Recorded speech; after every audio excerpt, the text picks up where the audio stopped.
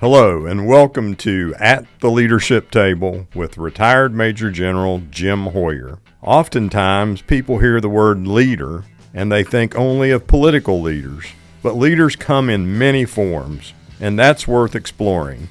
I'm Jim Hoyer, born and raised in West Virginia, a husband, a father, a new grandfather, and a retired military leader, serving for over 40 years in public leadership for our state and nation. Now, the most important mission I have going forward is to educate, motivate, and empower our next generation of leaders. At the leadership table with us today is Logan Pierce. Logan is a recent West Virginia University graduate, a former student leader who spent a good bit of time in student government, specifically focused on issues around those things affecting students, young adults, and families across the state of West Virginia.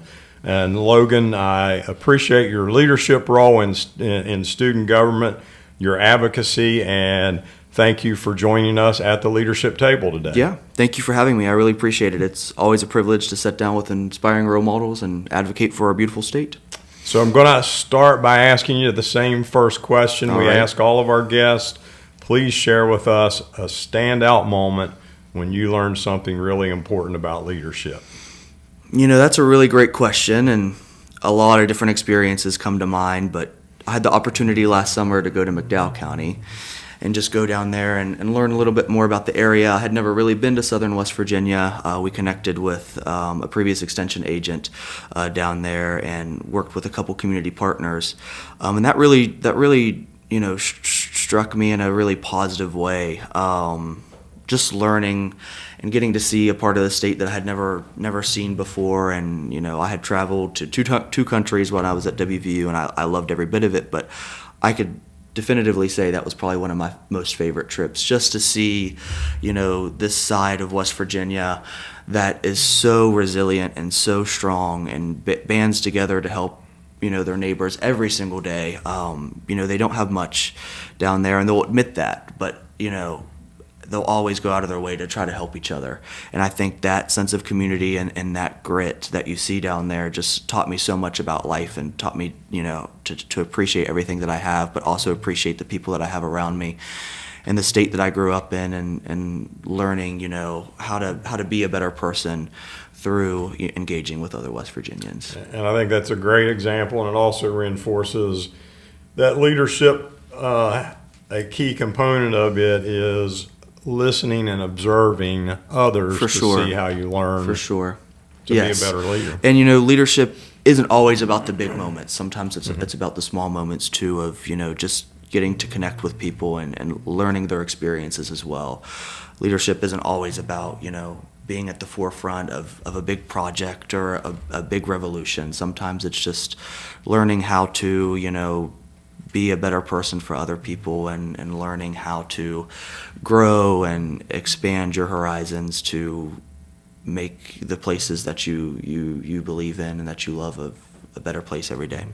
So we're a small state, but sometimes we don't even understand how diverse and where people are from. So we were talking before we got started where your hometown is. Mm-hmm. And we have listeners from across the state. So if you would, take a minute and tell our listeners where you're from. And you gave me a unique story about when you tell people that they automatically think of someplace different. Yeah. Yes, so I'm from Carolina, West Virginia, and we had talked about, you know, typically when I tell people that it's north or south, and I have to explain neither. It's right outside of Fairmont, West Virginia, very small community, probably only about 150 to 200 people, and I think that's what really instilled the importance of community in me. There are several people in that community that have taught me, you know, how to show respect for others and always show up and just be a good person. And that community is what made me who I am. So I'll always appreciate everything that it's done for me. But just community in general, you know, I love where I'm from. I'm proud where I'm from. And that kind of pushed me towards West Virginia University and the community that it generates. So, I got here and I found my niche in political science, and I ended up loving it. And I was immediately gravitated towards the Student Government Association, and I started working with them. And I think I found my community through that, and several other communities just from that experience that it gave me. So, I started leaning into that and doing state government work with that, and just learning how to, be a good student, but also be a good steward of the state, and, really show up for its land grant mission. And I think being a student leader at WVU has definitely changed the trajectory that I've been on. And I credit a lot of where I am today because of the communities that I found at West Virginia University, but also the community that I came from. So I know that I'm talking a lot about that. I reinforce that idea, but it means a lot. So tell me, I think that the opportunities in student government create a unique learning environment. Somebody who worked at the state legislature for a number of years, in that you are a government leader, but because of the nature of student government, you have to be more focused on being able to build coalitions and go out and actually advocate for something, because other students, your peers, are not just going to say, hey, we're going to do this. Right. So talk a little bit about how you learned about that and how you developed and built coalitions to get things done. Yeah, that's a really great question. So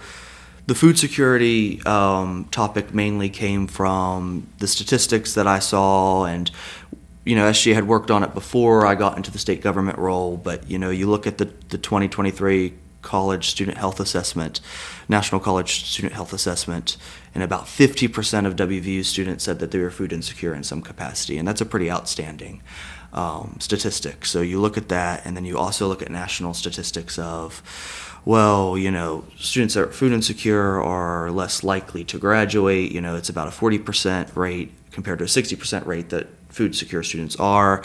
They typically have a lower GPA. So you look at all of these statistics, and you kind of see the bigger picture of, at WVU, but also nationally, this is a really, really strong issue that should be addressed. So that's kind of how I came into that. But, in terms of building coalitions, we did a really good job at that this year, I would say. Our student body president, Colin Street, did an excellent job. He was the chair of the Advisory Council of Students, which is under the Higher Education Policy Commission, and that's basically all of the student government presidents, one forum for them. He was the chair of that. And he was very dedicated to the Higher Education Health and Aid Grant, which used to be the Hunger Free Campus Act. It's changed a lot over the many years we've worked on it. But he would get them all together, and we would plan a day where we would go down. We would all make a one-pager specific to the universities that they represented, but also some general information. So they got the legislators in Charleston got both sides of the story. What's this unique perspective from the institution that you're from, but also what's the overarching background of the issue. So we had an entire day dedicated to as many universities that we could get in Charleston to go down and advocate for this one exact issue. And I think that presence and that dedication, I think, did show a lot of legislators that a lot of young people were dedicated to the cause in the state. And the year previous, actually, I had worked on it a little bit more solo. We didn't have as many coalitions.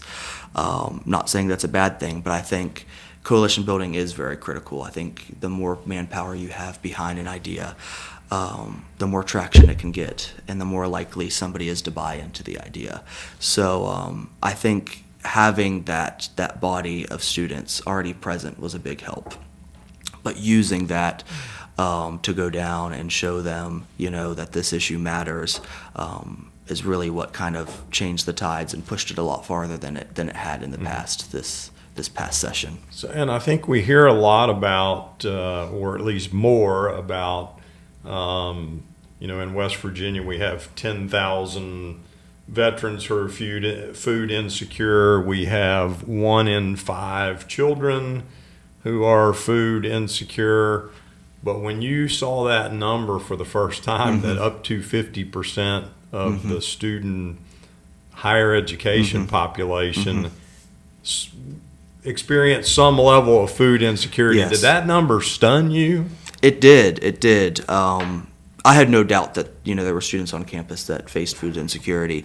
It's a pretty widespread issue across the state. So I had a feeling it would happen at the university, but over half of our student population, or around half of our student population, that is experiencing that. Like I feel like that's something undeniable. Like you can't look at that number and then disregard it and move on. I think that's something that does need addressed. And we do have, thankfully, here on campus, we have the RAC, the Student Food Pantry on campus. But a lot of other higher education institutions across the state don't have that privilege. They don't have food pantries, and that's kind of where the legislation came into play, with allowing them to develop those resources.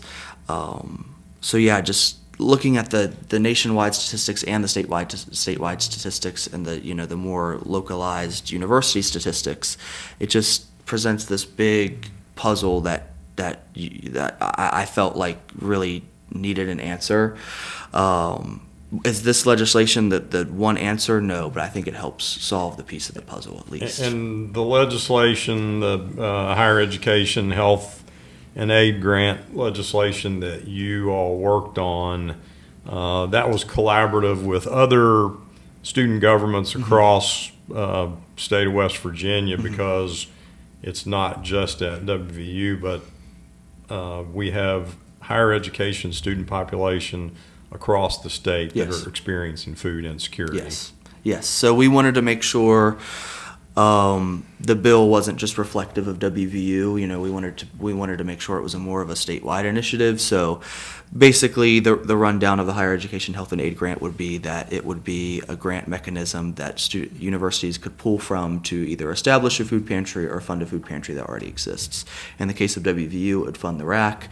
In the case of a different institution across the state, they could establish a food pantry, and that's not just for food. That's also health and hygiene products. So by allowing, that universality to extend across the state of, well, it works for this institution and this institution, I think that also broadened the appeal and made sure it impacted as many people as it possibly could.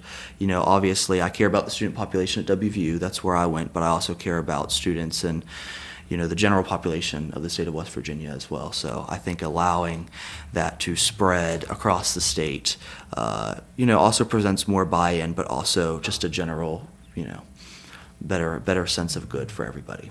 So a student who is struggling to concentrate on their studies because they don't have enough of the right food to eat, or a student who's making a decision to pay utilities versus getting a little bit more food at the store going into final exams, what would you want to say to those students, sometimes who suffer silently around these issues? What would your pitch be to those students? Yeah, that's a really great question as well. Like you said, I mean, there's so many people that endure through this and may not speak up. One thing that I always would like people to know, and I think it's a pretty general message, but you're never alone in the struggle. Especially at WVU, we do have the resources that exist, especially the RAC. The RAC also has about 5 or 6 different satellite locations, so resources do exist, whether that's on campus or off campus. We have a lot of charitable food organizations in Morgantown and also a lot of other communities across the state, food pantries, things like that. SNAP and other, federal benefits like that also exist. So the resources do exist. So I don't want anybody to ever think they're alone in that, because just because you're going through that and you don't know anybody else going through that doesn't mean that somebody else around you isn't. Like, you're always going to have somebody that can relate to you. And I think, talking about your experience to somebody that you trust and letting them help you, or getting support from them, having a good support system is always very important. And I think the other thing that I would like people to know is, your current circumstances don't always determine your future outcomes. So even though it might be a difficult circumstance now where you are going through food insecurity, I think there's always opportunity to take advantage of those resources and, still succeed and grow and find a future that doesn't have that in it. Like, I don't think just because somebody's food insecure now would mean they're always food insecure. I would never like to think life is hopeless. Yeah, I think there's always opportunity for change. To that important point you just made, I think unfortunately too many people who haven't experienced food insecurity have this stigma that people who are food insecure, that there's some reason that they should overcome to deal with that, and sometimes those circumstances are thrust upon you and you don't have an option. So what are some of the things you all did as student leaders to break down that stigma around food insecurity that allowed students to feel more comfortable to come forward? Yeah, that's a great question. I feel like all your questions are great. That's what I'm saying for all of them. I try. But, food insecurity is never a bad thing. It should never be seen as something that should be shunned or something that should be looked down upon. It's a lived experience that, like you said, some people don't have a choice and it gets thrust upon them. Food insecurity is never a bad thing, and I think that's where you always have to start. You have to realize that this is not something that you should be ashamed of or should be ridiculed or anything like that. That's an experience that people are going through, and food, as you said, really should never be a choice. You should never have to be in a situation where you're bargaining between, well, I need to pay utilities or I need to pay tuition. Like, food is a human right, flat out. Like, everybody needs food. That's undeniable. But breaking down that stigma, I think it's just about going to people that are living through it, because as a person that hasn't had that lived experience, I can't speak for it, and I can't break down that stigma because I don't know what it's like. So having those testimonies from people that are going through it and hearing what they need, not assuming what they need, I think that's really important, because if you assume what somebody needs and you're not going through it, I don't think that's productive for anybody. You're not going to get anywhere. So I think hearing from the people that are going through it and hearing what they need, and letting them speak and share their journeys and share their stories to people that make policy decisions or are elected officials, having them share having them sit down with them and explain to them. I think that's what breaks down the stigma, because you're getting a firsthand account, and you're also understanding what is needed from that community firsthand. So you and I talked earlier that you have a strong interest in international relations. Yes. You're going to stay around and do some work with the government relations team while you build that future, but it's clearly evident to me in talking to you, no matter where you go, one of your primary focuses is going to be on building a better West Virginia for the future. So give me your vision for West Virginia for the future and what you want to see. That's a doozy. That's a big question. Like I said, I love the state, and I couldn't be more proud of where I came from. I know West Virginia kind of gets a bad name for itself sometimes, and I think that is totally undeserved. Totally.